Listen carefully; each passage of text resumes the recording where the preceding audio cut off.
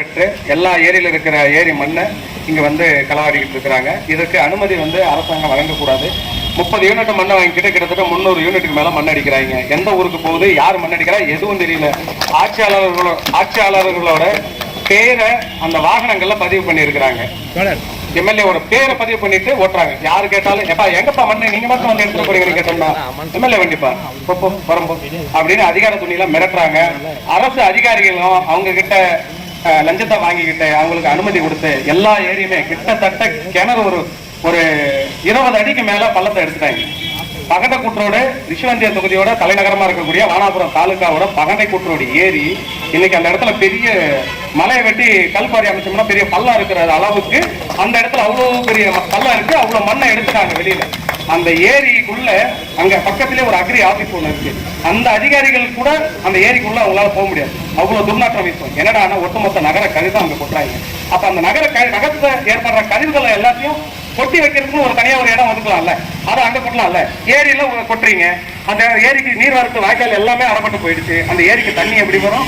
அதை வச்சு இன்னொரு ஊர் ஏரிக்கும் அந்த ஏரி ஓட வழியா தண்ணி போகுது. அந்த இடத்துல தண்ணி எல்லாம் தரப்பட்டு போச்சு. விவசாயம் எப்படி வாழ்றது? விவசாயம் எப்படி பண்ண முடியும்?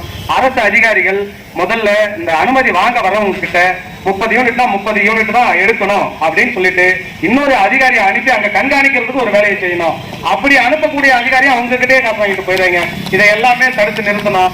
வரக்கூடிய காலங்கள்ல இப்ப வந்து கோடை காலம், தண்ணீர் தட்டுப்பாடு அதிகமா இருக்குது. எந்த ஏரியிலையும் தண்ணீர் கிடையாது, எல்லாமே வறண்டு போயிருக்குது. இதற்கான ஒரு நலத்திட்டத்தை ஆளுகின்ற கட்சிகளோ இல்ல ஆண்ட கட்சிகளோ யாருமே செய்யாத ஒரு சூழ்நிலை இருக்குது. புதுப்பட்டு என்ற ஊர்ல இருந்து அதுக்கு பக்கத்துல இந்திரா நகர்னு ஒரு ஊர், ஆத்த கடந்து அந்த பக்கம் அந்த ஊர் இருக்குது. அங்க இருக்கக்கூடிய பிள்ளைகள் ஆத்துல தண்ணி வந்துட்டா தண்ணிக்குள்ளதான் இறங்கி நடந்து வரும்.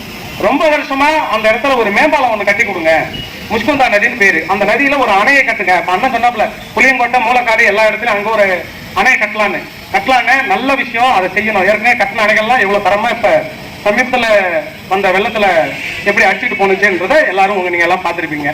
பொது கழிப்பிடம் ஒவ்வொரு கிராமத்துக்கும் 2 இல்ல ஒரு 5 கழிப்பிடம் கூட கட்டலாம். அந்த அளவுக்கு மக்கள் பொது கழிப்பிடத்தை எல்லாம் ஆர்வமா எதிர்பார்க்கறாங்க.